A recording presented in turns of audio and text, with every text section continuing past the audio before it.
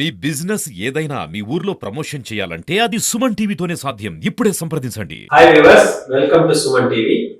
నడుము, మోకాల నొప్పి, మెడ నొప్పికి సంబంధించిన ఆయుర్వేద ప్రముఖ వైద్య నిపుణులు డాక్టర్ అబ్దుల్ రజాక్ గారు ప్రస్తుతం మనతో ఉన్నారు. ఆయనను అడిగి ఆయుర్వేదంలో ఈ మెడ నొప్పి, మోకాల నొప్పి, నడుము నొప్పికి చికిత్స ఏ విధంగా ఉంటుందని చెప్పి తెలుసుకుందాం. నమస్కారం డాక్టర్. నమస్కారం. ప్రస్తుత సమాజంలో ఈ మెడ నొప్పి, మోకాల నొప్పి, నడుము నొప్పి ఇలాంటి సమస్యలు సర్వసాధారణంగా అయిపోయి ఆయుర్వేదంలో ఈ సమస్యలకు ఎలాంటి చికిత్స ఉంటుంది? పేషెంట్లు అందరూ డైరెక్ట్ గా ఆయుర్వేదం వైపు ఒకేసారి రారు. వాళ్ళ సమస్యలు అక్కడక్కడ చూపించుకుంటూ సమస్య ఎక్కువైన తర్వాతనే మన దగ్గరికి రావడం జరుగుతుంది. అలాంటి పేషెంట్లకు కూడా మనము ఆయుర్వేద శక్తి ద్వారా లేదా పంచకర్మలో ఉండేటువంటి విధానాల ద్వారా, ఆయన యోగా ద్వారా, కైరోప్రాక్టిక్ ద్వారా, ఈ ఆక్యుప్రెషర్ ద్వారా, మరి మన ఆయుర్వేద క్రియల ద్వారా, మందుల ద్వారా నయం చేస్తాం. అంటే ఇప్పుడు అలోపతిలో టాబ్లెట్స్, హోమియోపతిలో ఒక రకమైన టాబ్లెట్స్ ఉంటాయి కదా, మీ ఆయుర్వేదంలో సంబంధించి ఎలాంటి మూలికలు ఉంటాయి? మూలికలు అంటే మీరే తయారు చేస్తారు? మేమే చేస్తాం. అంటే ఇప్పుడు నేను ఎగ్జాంపుల్, నేనే ఇప్పుడు మీ దగ్గరికి మెడ నొప్పి అని వచ్చాను.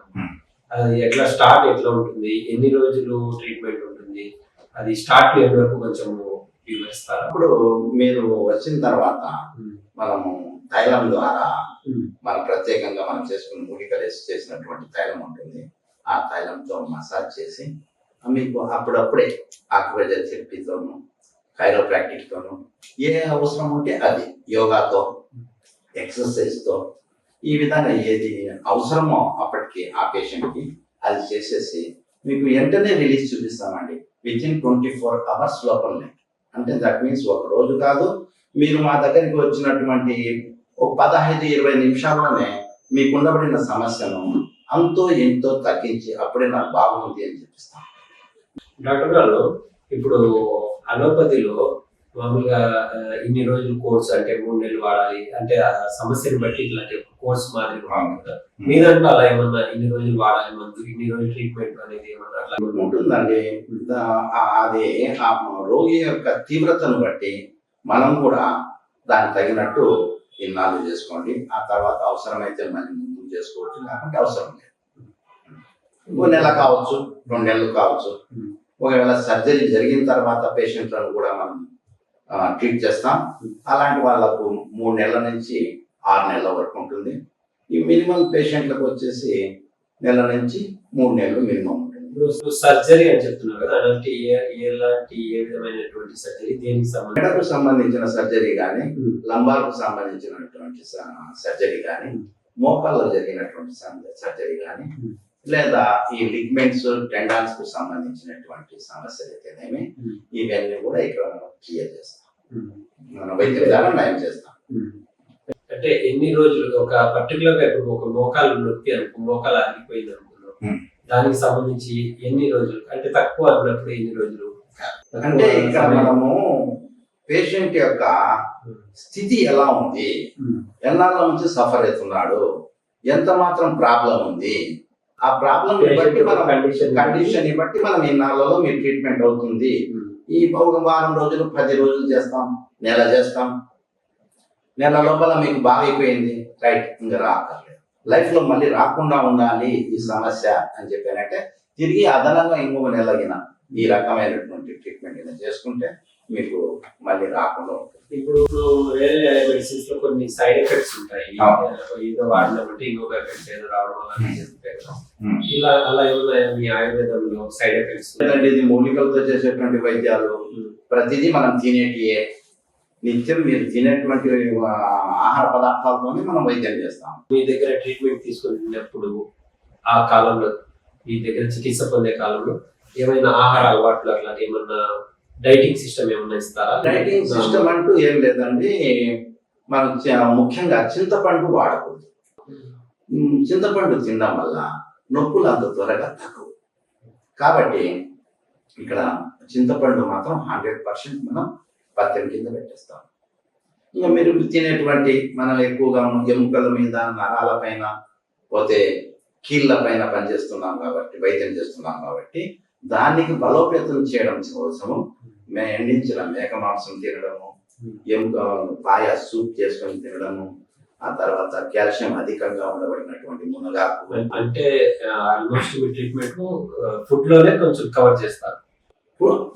మనకు రోగికి కావాల్సినటువంటి స్వస్థత కోసం, డిసిజన్ బట్టి స్వస్థత కోసం దేన్నైనా ఆశ్రయిస్తాం, ఏదైనా మనం తీసుకుంటాం. అది 1% బెనిఫిట్ కానివ్వండి, దాన్ని కూడా వదలం.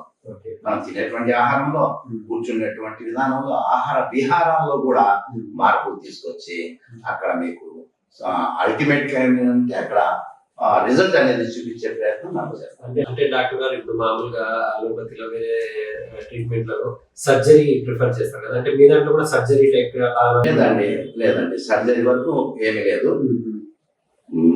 బయట చేసేటువంటి వైద్యాల్లో సర్జరీ ఉంది, కానీ అలోపతిలో మాత్రమే మోస్ట్లీ ఉంటుంది. హోమియో, పోతే యునాని, ఆయుర్వేదం, దీంట్లో సర్జరీ ఉండదు. సర్జరీ అనేటువంటిది కేవలం అలోపతిలోనే ఉంటుంది. అంటే మీ ఆయుర్వేదంలో సర్జరీ లేకుండానే ఎలాంటి సమస్యలైనా పరిష్కారం చేసేగల చికిత్స మీ దగ్గర ఉంది అంటారు. ఏ పేషెంట్ కైనా కానీ వాళ్ళ సమస్య తీసుకొని వస్తే ఆ సమస్యను మనం క్షుణ్ణంగా పరిశీలించి, ఒకవేళ వాళ్ళు ఎంఆర్ఐ అలాంటి ఏమైనా తెచ్చుకుంటే దాంట్లో కూడా మనం చూసి దాన్ని ఎంతవరకు ఇది మనం ఎన్ని రోజుల్లో నయం చేయగలం, అంటే చేయడం అయితే 100% గ్యారంటీ. ఎన్నాళ్ళలో చేస్తాము అనేటువంటిది కూడా తెలిసి చెప్పేస్తాము. అప్పుడే ఆ ప్రకారం చేసుకోవచ్చు, హ్యాపీగా బాగైపోతారు. ఇదే ఇప్పుడు జ్వరం, ఇలాంటి సాధారణమైనటువంటి జలుబు, దగ్గు, వీటికి కూడా మీ దాంట్లో చికిత్స ఉంటుందా? దాన్ని ఆయుర్వేదంలో అన్నిటికీ పరిష్కారం ఉండినా అటువైపు మేము పోకుండా అన్ని అనేటివి కాకుండా కేవలం మెడ నొప్పి, వెన్ను నొప్పి, అంటే మీ వరకు మీరు దీనికి మాత్రమే చికిత్స. ఈ ఒక్కదాని ఆయుర్వేదంలో అయితే మీరు అన్ని దానిలో చికిత్స అయితే అందుబాటులో 100% ఉంది. ఓకే. చూశారు కదా వ్యూవర్స్, ఆయుర్వేదంలో మెడ నొప్పి, మోకాలు నొప్పి మరియు నడుము నొప్పికి సంబంధించి కూడా చికిత్స ధైర్యంగా తీసుకోవచ్చు అని చెప్పేసి డాక్టర్ అబ్దుల్ రజాక్ గారు చెప్పారు. కాబట్టి ప్రతి ఒక్కరు ఇలాంటి సమస్య ఉన్నవారు ఆయుర్వేదాన్ని కూడా ఉపయోగించుకొని తమ సమస్యలను పరిష్కరించుకోవాలని కోరుతున్నాం.